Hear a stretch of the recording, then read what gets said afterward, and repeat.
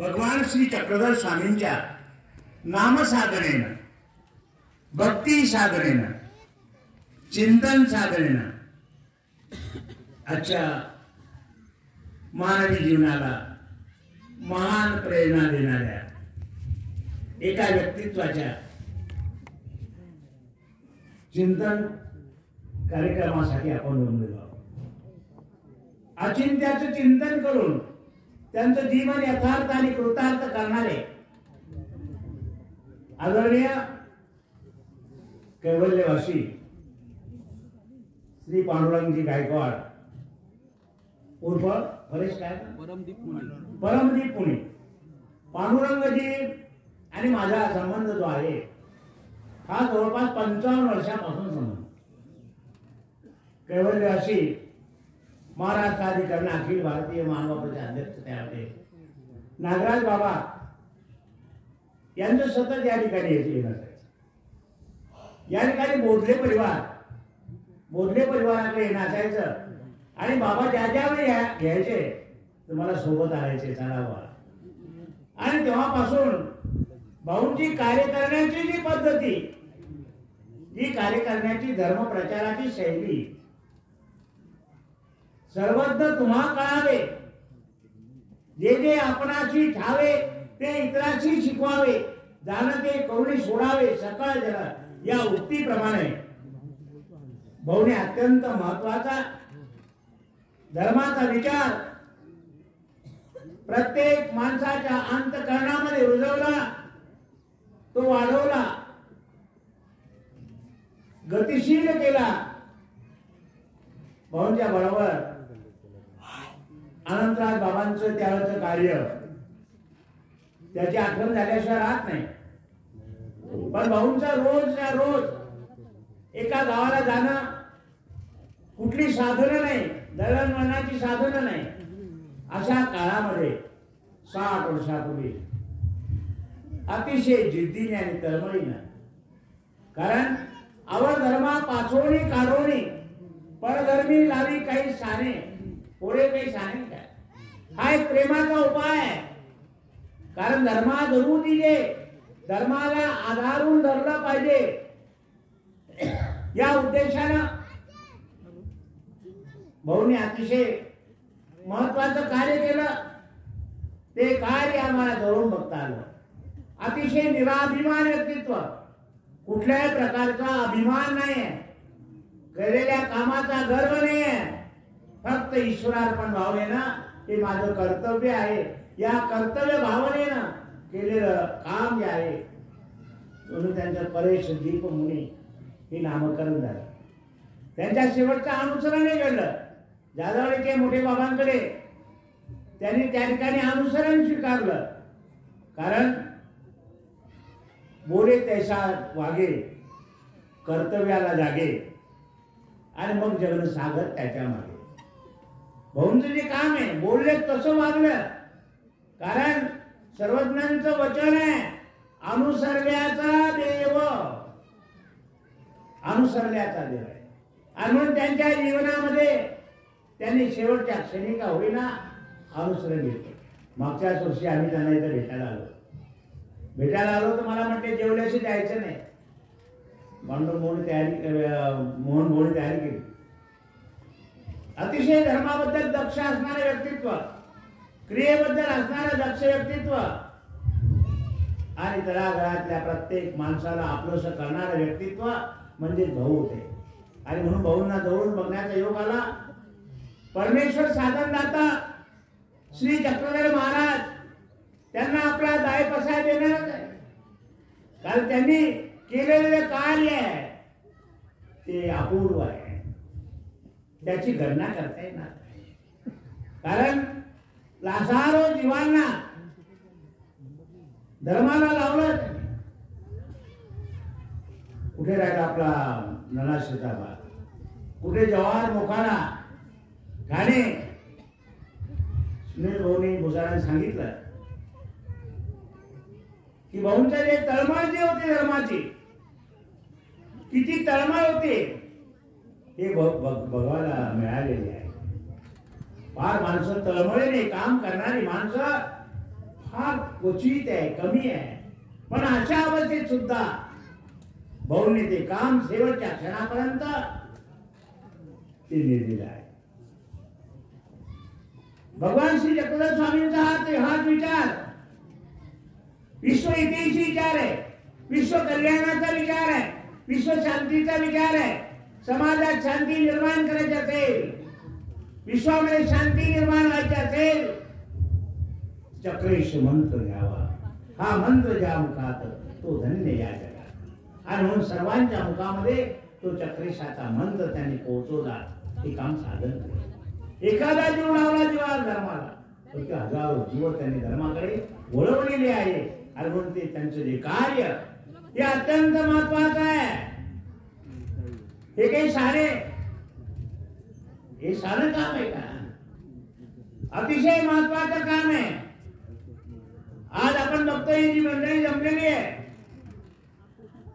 भावांमध्ये असणारी जी प्रेरणा, त्यांनी प्रत्येकाच्या अंतःकरणामध्ये धर्माचं जागवलेलं बीजारोपण केलेलं, बीजारोपण धर्माचे जागवलेले स्फुलिंग, त्यामुळे पुलकित झालेली ही मंडळी त्यांच्या या दशकाच्या सोहळ्यासाठी. आणि म्हणून महत्वाचं आहे, या ठिकाणी अनेक महंत उपस्थित आहेत. कृष्णाज बाबा आमचे ते आमच्याबरोबर या ठिकाणी काही कार्यक्रमांना होते बरोबर. ते तर प्रत्येक कार्यक्रमाला असतात, त्यांनी आणलं होतं. संदीपराज दादांचं तर व्याख्यान ऐकावंच असं असतं, पण मला थोडा यायला वेळ झाला म्हणून मला आज ऐकता नाही आला. आमचे कनाशीचे अंकुनेरकर दादा ते सुद्धा चांगले कार्यकर्ते आणि चांगले बोलणे जाधवाडी बाबांचे पहिले शिष्य आहेत.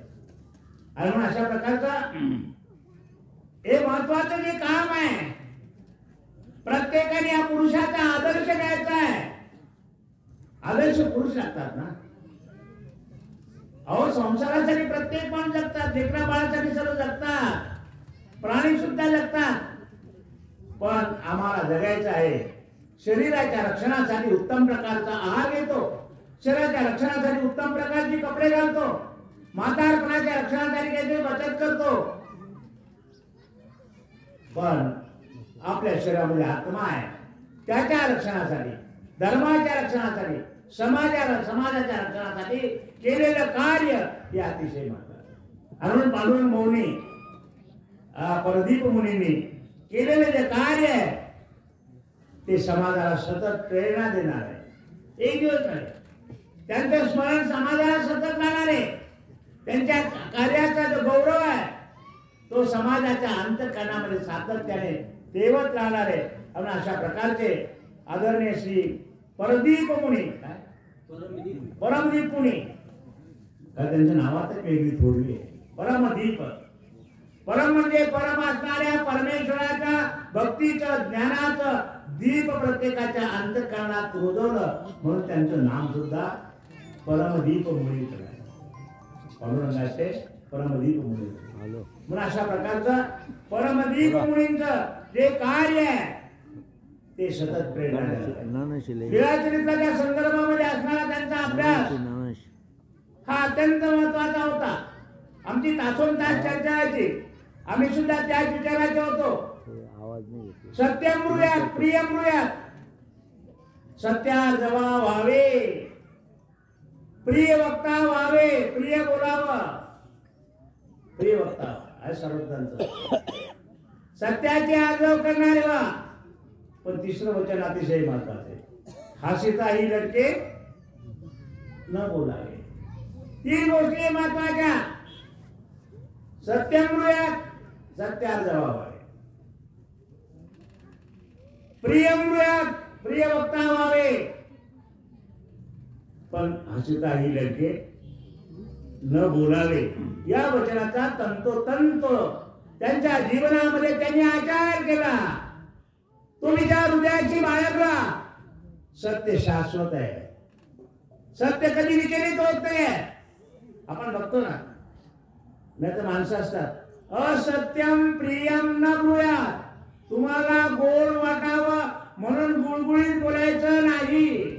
अशा प्रकारचं पांडुरंग दादांचं स्वभाव. जे आहे ते जैसे आहे तैसे जाणीचे ते ज्ञान, ती वस्तू जशी आहे तशा प्रकारचं समजणं, समजून घेणं, त्याला ज्ञान म्हणतात. ही परिभाषा त्यांच्या हृदयात उतरली होती आणि ती समाजाला देण्याचं सातत्याने काम केलं. असत्यम प्रियम नव्या संसारामध्ये चालतं करतो अनित्य संसार मानवा प्रेम नित्य केवा.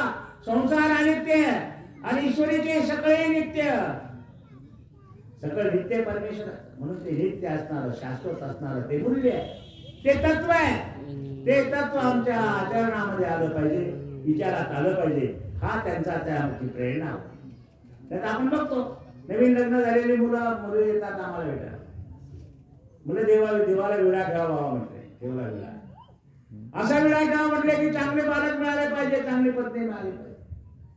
विडा ठेवला काही दिवसांनी येतात म्हणले देवाची कृपा झाली, मालक फार चांगले मिळाले. पावलाला मला विसरत नाही. फळांनी फुलांनी सगळं माझं वर्णन करत असतात. कधी गुलाबासारखे म्हणतात, कधी सफरचंदासारखे म्हणतात, कधी चाफी कळीसा नाकासारखे असं माझं वर्णन करत असतात.